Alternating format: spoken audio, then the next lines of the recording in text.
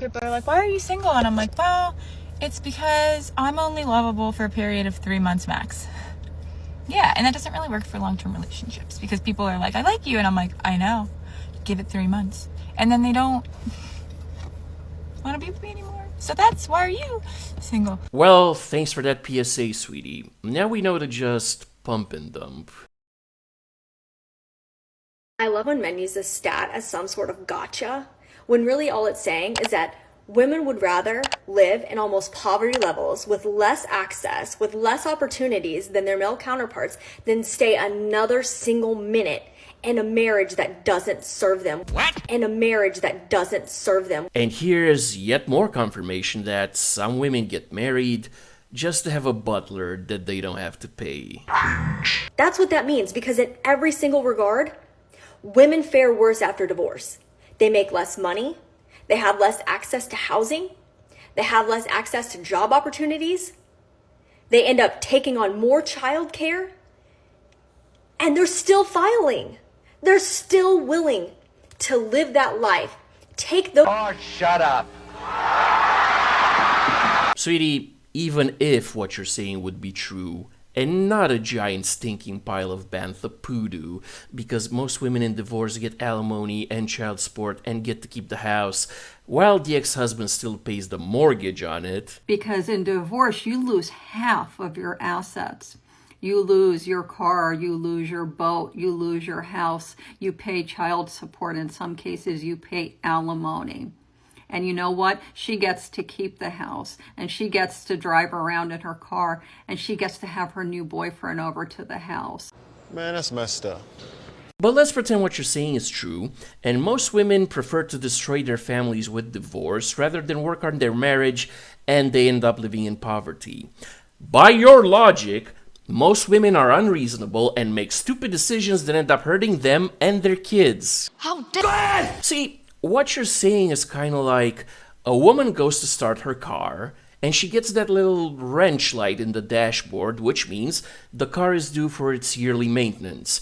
The woman takes issue with that because it adds to her mental load. So she takes the car to a junkyard, sells it for $200, and now she no longer has a car and has to walk everywhere and has to carry groceries by hand, and her kids have to walk to school, but at least she doesn't have to deal with the mental load of taking the car in for maintenance.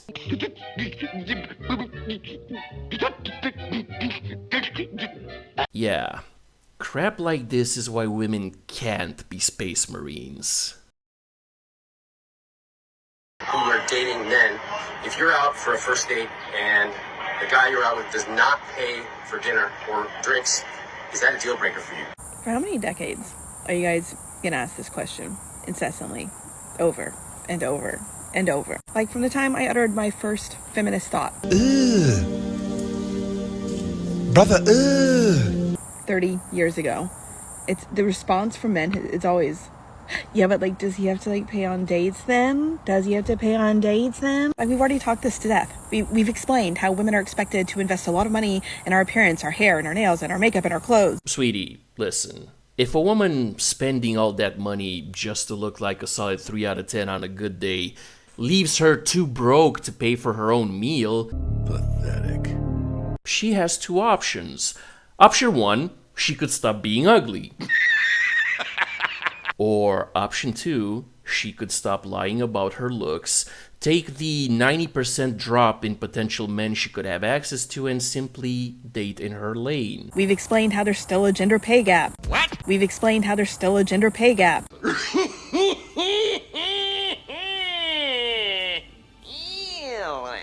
Women up to the age of 35 are out-earning men. Men, make more money. It's not that hard. Well, yeah, I guess there really is a gender wage gap because apparently you lovely ladies earn more than men, so go pay for dates. Dismissed.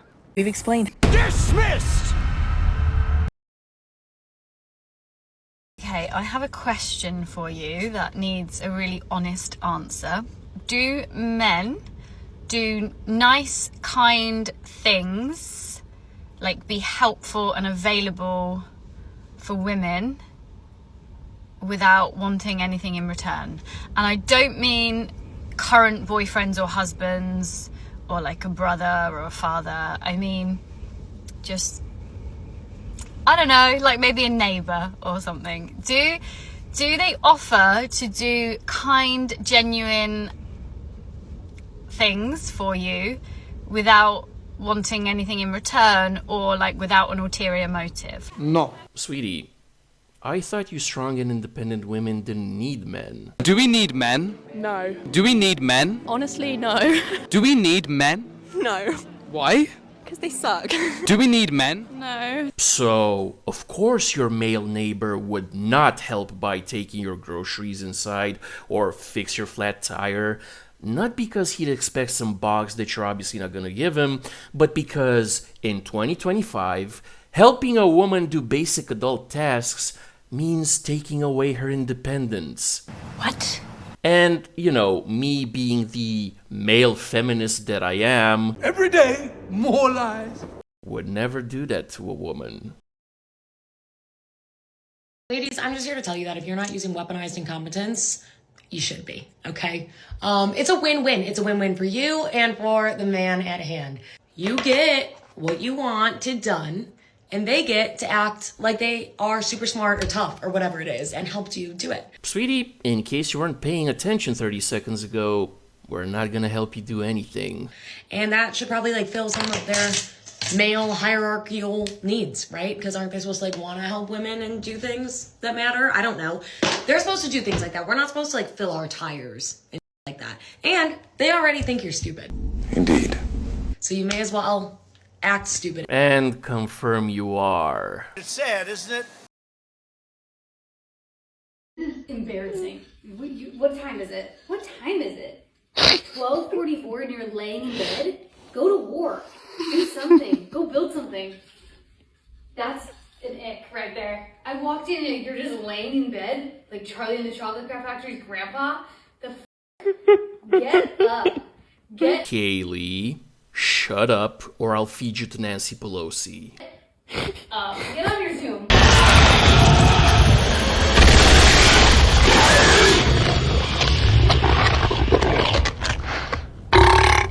Ladies, remember, don't bother your man when he's relaxing. About 3 months ago, we were out at this neighborhood block party. Some guy, pretty drunk, started getting handsy with my wife. Also, here are some of the comments on that video too.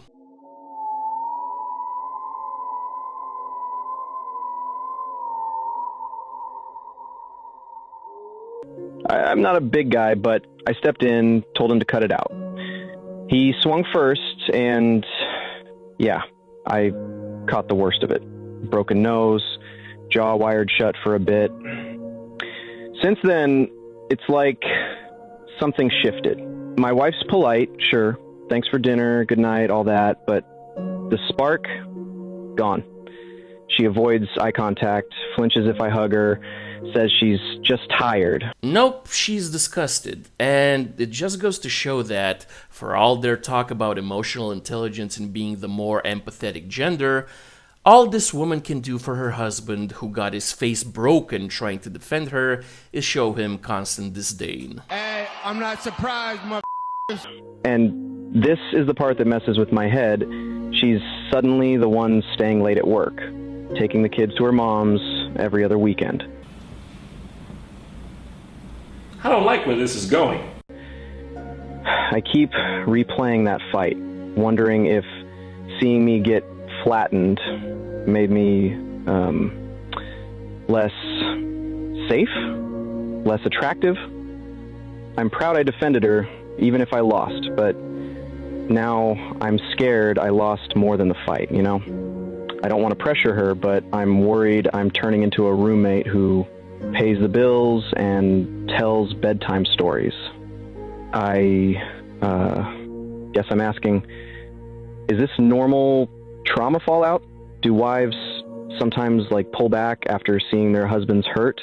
And if so, how do I bring the romance back without sounding like I'm begging? You don't. My advice, get a good divorce lawyer and prepare for the worst.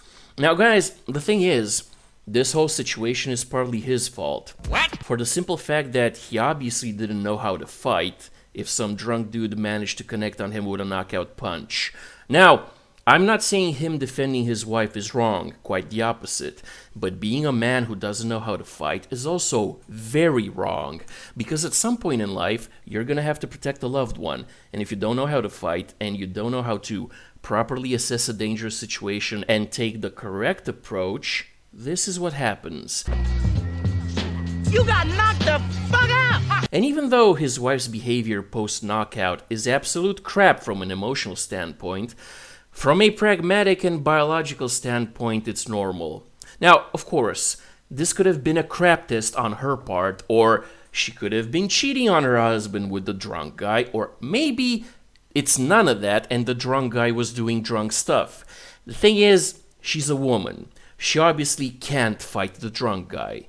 But her husband, the man who was supposed to protect her, got knocked out with one punch.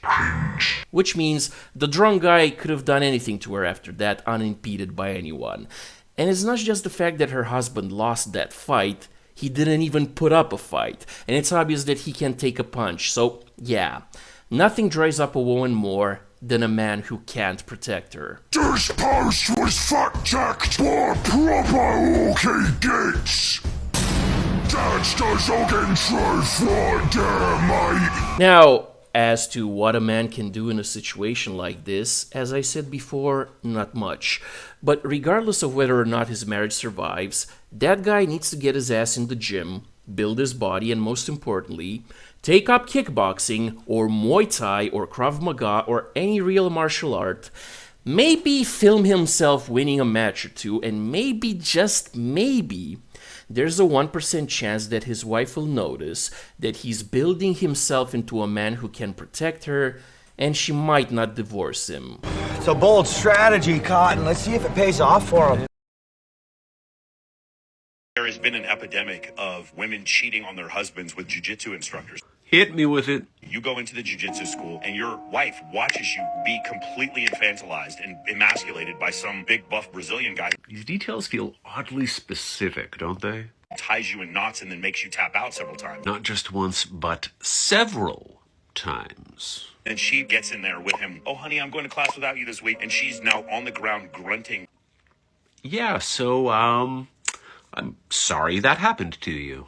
This good-looking, in-shape Brazilian man who just put her husband in a choke. But I'm pretty sure there are healthier ways to process this experience and your feelings than what you're doing right now. I just don't think people understand what that does evolutionarily. Well, the answer would be nothing, because you seem to have misunderstood how the word evolutionarily is used. Though if somebody didn't recognize that, I can see how using this word would make you seem smarter and more authoritative.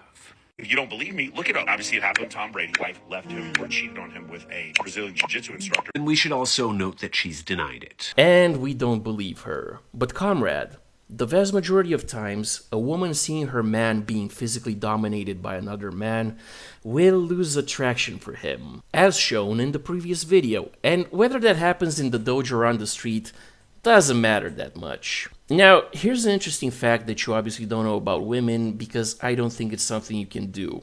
But the thing is, just like most women hate seeing their man get physically dominated by another man, a lot of women love being themselves physically dominated by a man without actually being physically hurt. That's hot. So, comrade, what Michael Sartain said is 100% true. But listen, you don't have to take my word for it, because just like you said in that video about the female UFC fighter beating an average man, this is a theory you can test in real life. So you can always take your wife to a BJJ class and test it, but trust me, you're not gonna like the results. And that's the bottom line, 'cause Stone Cold said so.